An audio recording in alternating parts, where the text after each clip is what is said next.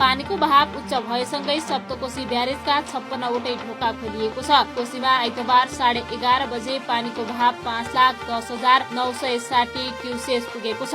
आइतबार बिहानदेखि पानीको बहाव प्रति सेकेन्ड 3,35,000 पुगेपछि ब्यारेजका 56 ढोका मध्ये 50 खोलिएको थियो। शुक्रबार र शनिबार लगातार वर्षा भइरहेका कारण आइतबार बिहानदेखि सप्तकोशीमा पानीको बहावले खतराको तह पार गरेको छ। कोशी ब्यारेजमा पानीको प्रवाह 1,50,000 क्युसेक नागेपछि खतराको संकेत स्वरूप रातो बत्ती बाल्ने गरिन्छ।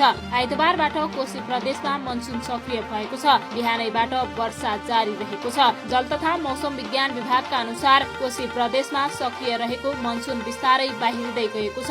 सप्तकोशीमा आइतबार बेलुकासम्म पानीको बहावले खतराको तह पार गर्ने विभागले बताएको छ। सुनकोशी, अरुण र तमोर नदीमा पनि पानीको बहाव खतराको तह भन्दा माथि रहेको छ।